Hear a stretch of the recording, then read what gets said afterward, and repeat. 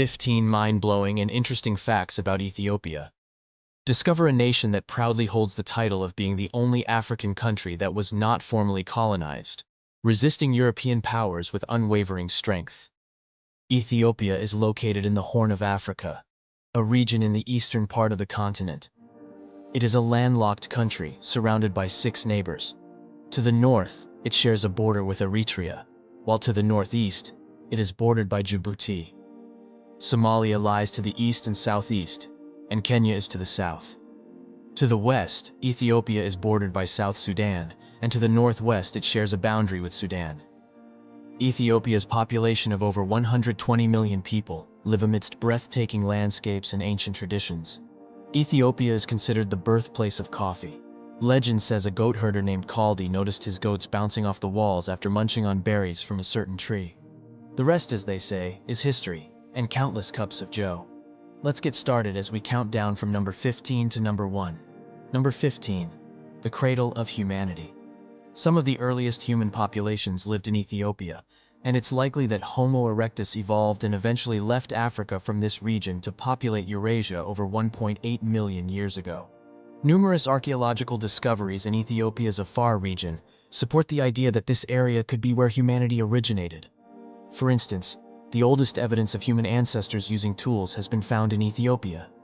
Additionally, in 1972, paleoanthropologists Donald Johanson and Tim D. White discovered a 3.2 million-year-old hominid skeleton here. These findings suggest that Ethiopia plays a crucial role in the story of human evolution. Number 14. Ethiopia's proud history of independence. Ethiopia stands out as the only African country that was never formally colonized, a point of immense pride for its people, who love sharing this fact with visitors. Despite facing the scramble for Africa, the period from 1881 to 1914 when European powers invaded and divided African territories, Ethiopia successfully resisted colonization. Although Italy briefly occupied Ethiopia for about 5 years, it was never fully colonized.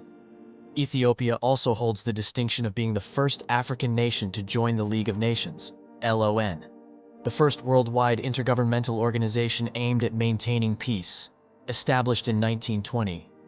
When Italy invaded Ethiopia in 1935, the League of Nations condemned the act and imposed economic sanctions, but these measures were largely ineffective due to a lack of widespread support. Before we move to number 13, if you're enjoying the video, please subscribe to our channel and share the video. It means a lot to us. Thank you. Number 13. Modernizing Ethiopia.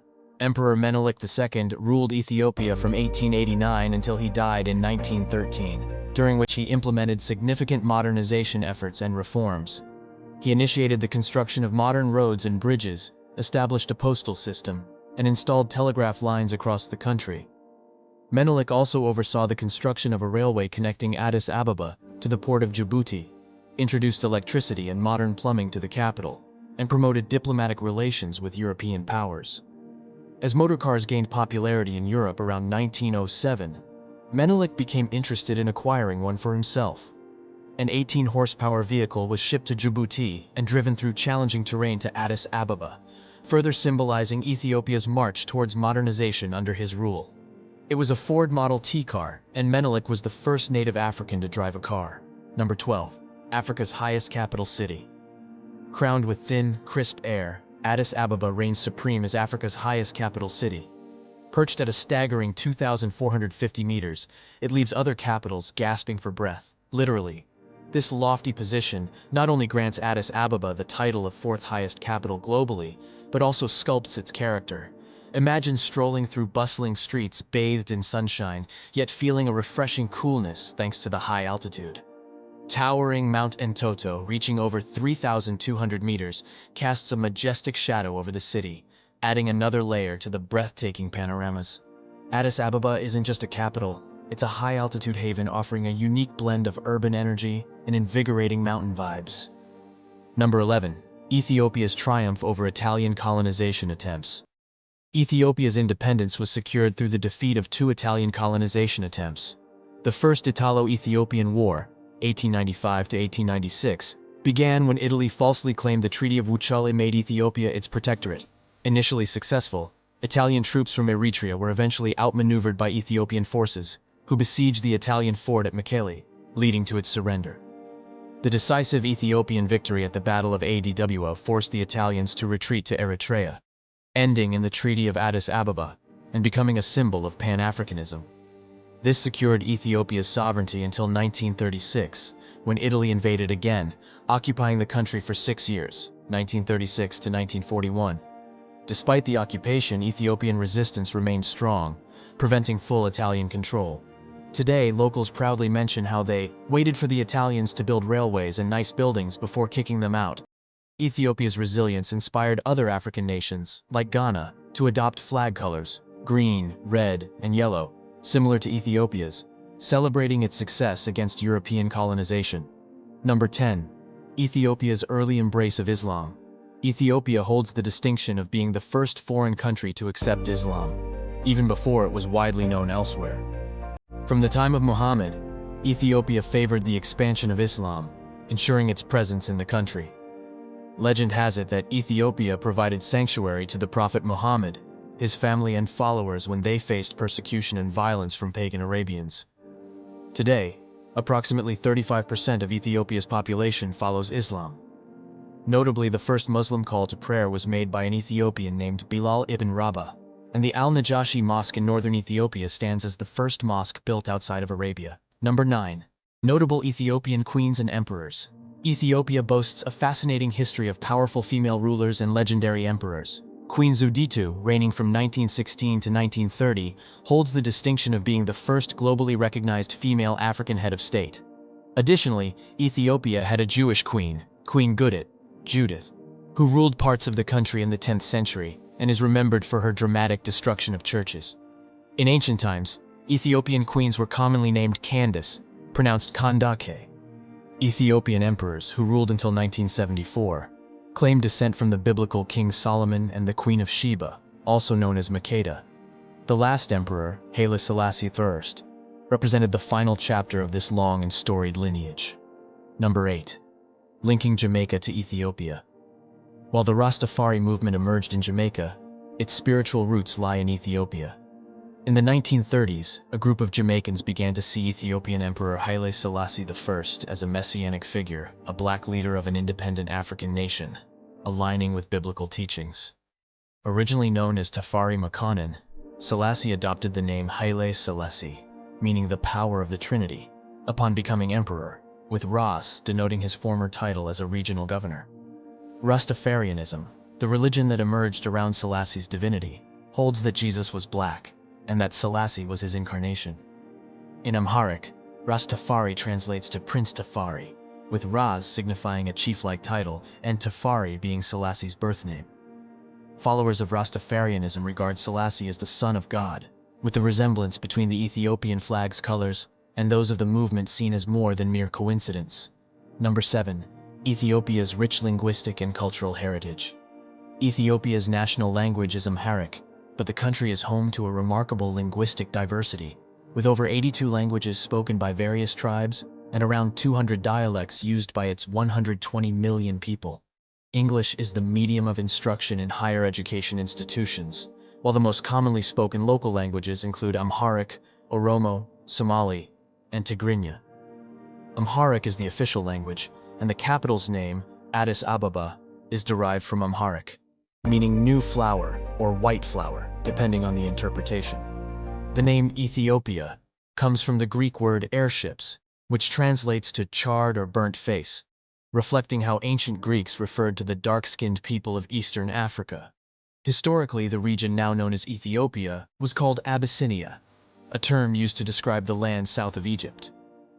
Number 6. Ethiopia's ancient Christian heritage. The oldest known illustrated Christian Bible is in Ethiopia. It's basically the Holy Grail of Bibles.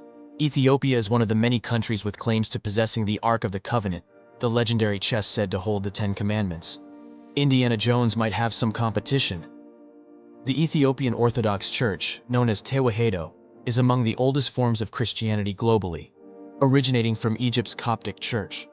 In around AD 330, Frumentius, the Apostle of Ethiopia, converted King Ezana of Aksum to Christianity, who then made it the official religion of the empire. King Ezana is credited with establishing the country's first church in the 4th century. Today, Christianity is the predominant religion in Ethiopia, with about 61% of the population practicing it, comprising 43% Ethiopian Orthodox and 18% Protestant, while Muslims make up around 34%. Number 5. Political and social challenges. Ethiopia is home to a diverse array of ethnic groups, and tensions between them have frequently resulted in conflict and violence. This ethnic strife, coupled with frequent political unrest, has significantly hampered effective governance and development. Additionally, conflicts and environmental factors have displaced millions of people within the country. Despite these challenges, there are ongoing efforts to find peaceful resolutions to internal conflicts, aiming to foster stability and unity. Number 4. Ethiopia's deep religious roots. The word Ethiopia appears 45 times in the King James Bible, typically referring to the land south of Egypt.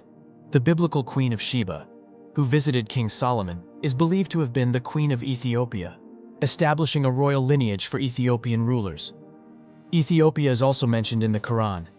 When Muhammad's followers faced persecution in Mecca, he advised them to seek refuge in Abyssinia, in northern Ethiopia, under a just king. Additionally, some traditionalists claim that Ethiopia's Oromo religion, which worships a god called Waka, is the world's oldest monotheistic faith, suggesting that Moses may have borrowed the Ten Commandments from them. Lalibela, a UNESCO World Heritage Site, is famous for its rock-hewn churches. These aren't your average Sunday service churches. They're literally carved directly into cliffs. Imagine carving an entire cathedral out of a giant rock. Number 3. Ethiopia's unique calendar and alphabet. In Ethiopia, the calendar stands out with 13 months instead of the usual 12, influenced by the Ethiopian Orthodox Church. The 13th month has either 5 or 6 days, making their calendar lag behind the Western Gregorian calendar by about 7 to 8 years. They're currently in the year 2012, according to their calendar, having entered it on the 11th of September 2019, which also marks their New Year's celebration. While this may seem confusing to the rest of the world, Ethiopians humorously refer to their calendar as having 13 months of sunshine. Furthermore, besides the Arabs, Ethiopians are the only Africans who use their indigenous written alphabet, adding to their cultural distinctiveness. Number 2. Economic, health, and education challenges. Ethiopia's story is a mixed bag. Economic growth flickers, yet the nation remains Africa's poorest giants. Rain-fed agriculture leaves millions vulnerable to drought's cruel grip, constantly battling food insecurity. Young Ethiopians face a bleak job market, adding fuel to the fire. Crumbling infrastructure acts as a roadblock to progress, hindering both economic growth and connection. Healthcare remains a distant dream for many, with limited access to facilities and quality care. Diseases like malaria, TB, and HIV/AIDS cast a long shadow. Mothers and children face high mortality rates despite improvements. But there's a spark of hope. Ethiopia's youthful population and growing economy, fueled by investments in technology and infrastructure, offer a chance to rewrite the narrative. A growing army of entrepreneurs and businesses fuels innovation, hinting at a brighter future. Number 1. Oldest country and the famous fossil discovery. Ethiopia is one of the oldest nations in the world, with human habitation dating back millions of years. It's basically the OG of countries. Lucy is perhaps Ethiopia's most famous resident, known as the fossilized skeleton of a female Australopithecus afarensis discovered in 1974 by paleoanthropologist Donald Johansen in the Awash Valley of the Afar Triangle. Her Amharic name, Dinkinesh, meaning "you are marvelous," reflects her significance. Named after the Beatles' song Lucy in the Sky with Diamonds, which played repeatedly at the excavation camp, Lucy's skeleton dates back about 3.2 million years. It provides crucial evidence of bipedal and upright walking, a hallmark of human evolution. Johansen's book detailing her discovery and reconstruction further propelled Lucy to worldwide fame, solidifying her status as a pivotal figure in the study of human origins. So that's all for today's video. If you like it, click the like and bell buttons and subscribe to our channel. We want to hear your thoughts. What surprised you the most about Ethiopia? Leave a comment below and let's start a conversation. We'll have another video for you soon.